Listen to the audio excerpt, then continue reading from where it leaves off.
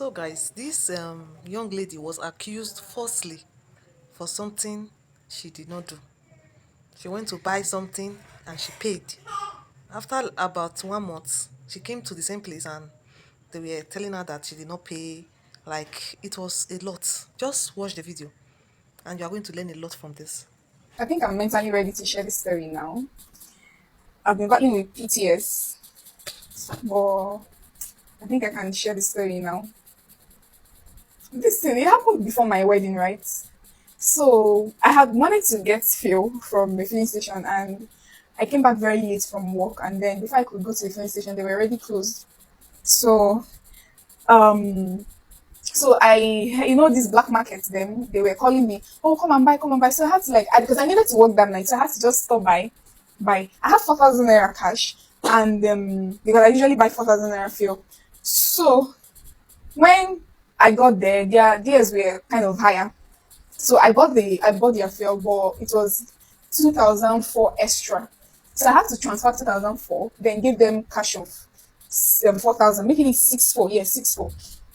So um everything went smoothly. Exactly 1 month to that day. It was on the 19th of 1 month, and then the 19th of the next month, they I went to buy fuel again, and I bought from the filling station, and then I was coming back, and then I was hearing, Madam, stop, Madam, Madam, come. So I felt like, okay, it's the black market, the way they usually call people to come and buy fuel. But this woman kept calling me that it was not the way they usually call. So I had to turn back and look at her. So she was like, oh, please excuse, wait. So when I stopped, she approached me. She was like, it's you. I said, eh, what's happened? She's like, you got far from me and you did a fake transfer.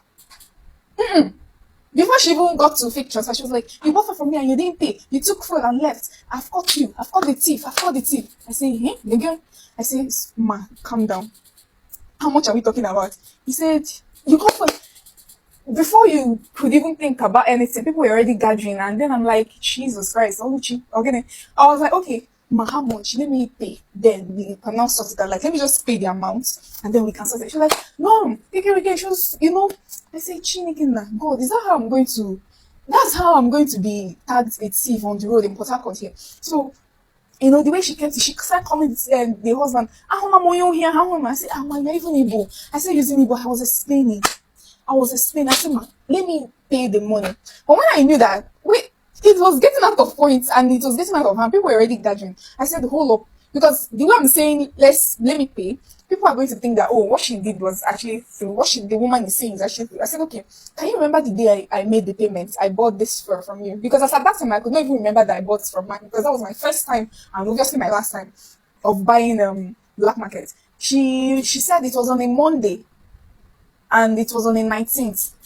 And thank God for email for e-statements. I just went to my Access Bank because that's the only account I can transfer from. I went to my Access Bank. I started tracing Monday, 14th, Monday. Okay, as at the time she called Monday, I had already remembered that, oh, it's possible because there was a Monday I needed to work with, I needed to work at night. So, and I needed fuel. So I started recalling. So I started tracing Monday 19th, and then, I saw so by 9 something, and that was an odd time for me to be outside. So, okay. Then I saw 2-4, and it just dawned on me, Jesus. I said, ma, where is your son? Where is your son? Where is your son? She said, I see my son. I said, please, can you call your son? By that time, people were already gathering, and thief. I said, God, is that how I'm going to die 1 month to my wedding? Is that how I'm going to die 1 month to my wedding? I said, please, call the woman. Let me call your son. I said, guy, I gave you 4,000 there, and then I transferred to 4. People was like, I don't know you. And the only time I saw you was when you came to buy fuel from us. You didn't pay us and all that. So that's for I called the name, I transferred the name. I said, that's my husband's name. I said, my son, Kilele, what else? Like, I paid. I was not trying to remind her that I gave 4,000 naira. I transferred to 4. I said, ma, could you remember when when I made that transfer, you were like, why am I sending this? And then your son turned back to you and said, oh, mommy, she gave me 4,000 naira cash. So why? I explained everything. It was just some reasonable ones that were like, okay, if actually she didn't make any payments, why are we seeing 2-4? And why are we seeing your husband's? She said, that's a fake transfer. God. It started raining. They started dragging me. My slippers, the slippers I was wearing, I even had to start making videos, They dragged me. At that point, I had to start saying, oh, ma, please, I'm a lawyer. There's some things I can't do. I can't steal from you. And even if I want to steal, it can't be too far. Okay, so I said, okay, ma, let's leave for this. You're a mother. Can I pay any amount you call this night? I'm going to pay. Just let me be this night. Maybe tomorrow we can sort it out. This woman refused. The husband arrived and Jesus, it was worse. I said, sir, you're a father. I used emotional blackmailing. I used there's nothing I did not use that night. I said, go, I just need one prayer. I said, God, if you save me this night from these people, I will forever serve you. And eh, I'll deal with these people. so so they dragged me, crossed the road. People were gathering, how can this fine girl, how can this small girl be stealing? People were dragging me. I wasn't wearing slippers, it was raining, cars were honking, the hold up and everything. I said, so this I'm going to be embarrassed. And it was so close to my house. It was so close to my house. So people were saying, so at the end of the day, one man told them, okay, since people are dragging her like that, she's willing to pay. Why don't you just allow her pay and then let her go? You are like humiliating her. And then the husband agreed, and then they took me to where I would pay. Immediately I paid. I went home. I cried. I stayed awake that night. I did not stay awake because I was thinking of what happened. I cried. Like I seriously cried. But that night I was plotting what I would do to these people. I have a very soft heart, but this one, I said, I must do back. While I was trying to pay, my father was calling me. He was like, "Are you okay? Are you what's up?" Unusual, like I said, sir, this is what I'm going through. Like, you just need them, this is your wedding period, you have temptation and all that. Don't do anything to them, pay them and come back. Don't ever. I said, okay, no problem. I came back, and then the next morning, early in the morning, I changed. I took permission from work that I'm coming late. I wore my corporate straight to the woman's where she sells the black man because she comes in the morning. And she was like, "Who are you?" I said, "I'm the lady that that day I made up because my eyes were swollen. I made up, I did everything, dressed so she could not recognize me again because that thing had happened in the night." And she was like, "Who are you?" When I explained to her, she was like, "Oh," she was kind of fidgeting. I said, "Please, where's your husband?" Because your husband said we will also go to bank today. She now called the husband and then we went to Access Bank. When we got to Access Bank, I showed them my ID card and then I told them that I also need my statement of reports, like statement of accounts for so months, and then they printed it. And then the man uses Access Bank.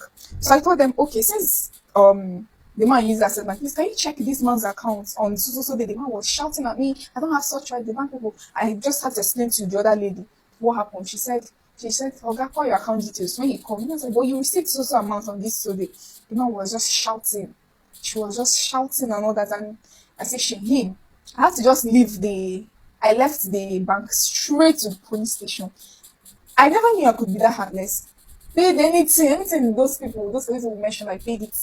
I paid it because I needed to retaliate. It was too much. I I took police to that place and then they um they arrested her and she started calling the husband. She was still feeling what's it called, she didn't want, she was still like, oh, you can't do anything. So when they called the husband, they said, at the point when they even understood that, oh, these people were serious, when morning, afternoon, nobody has even asked of them, nobody has asked them to pay bail or anything. Next day, that was when they knew it was serious. They slept, I said, I'll make sure they sleep in police and then I'll file my papers and all that the next day. So they now called one, whatever, Ohaneze Igbo for Port Harcourt, called the man, before the man could call the, is it the DPO? I've already called my brother. My brother has already spoken with the DPO. I don't know if it's DPO, but I know it was a higher, my brother had already called the DPO. So when he called the DPO, the DPO was like, oh, it's not in my hands again. And this thing, they really, really humiliated this thing. They tore her clothes and all that. So he can't do anything about it. That he needs to face the law. The lady wants to charge them to court because for assault and all that. So that was when they knew it was serious. Like, all their connections, people were calling me their pastors and all that. I switched to my phone. Oh. They stayed, oh, till I felt like, okay. Then I said, they were not begging that they don't want to charge, they don't have money for court, that they don't want it to get to court and all that. I said, okay, you are going to pay me everything I've spent. I'm not going to leave you people like that. I said, please, I want to see the son. Because the son, very small boy, teenager, if you see the way this boy was dragging me on the road, insulting me, maybe the son came, I first of all gave him a very dirty slap. I just gave the guy a dirty slap. I said, Nami, you insult for night. Nami, We spoke, I was so angry and all that. So at the end of the day, I listed out everything they spoiled and then my damages for my body, my dress, the injuries I got and all that, and they could not pay. So the pastor intervened. I was like, forgive and forget. I'm so sorry, sir. They did everything. They started paying. The only thing I did was, okay, you can pay me 2 times, pay me instrumentally, but why you are paying me? I have to get court order for you to stay there. But at the end of the day, after 24 hours, I had to. It was in a weekend, but I just had to, you know. But the woman felt that, the reason why I did that was not because I had the strength or anything. The reason why I took them to police and made sure they stayed there for a period of time so that they would learn was because imagine if they had done it to someone, a lady that didn't have anything, that could not defend herself, that didn't have any money, or even a guy. And that's how those people would have humiliated such person. So I needed to teach them a lesson so that the next time they won't do it to another person. And I felt so comfortable and I felt so happy. And then they paid me my money. Please.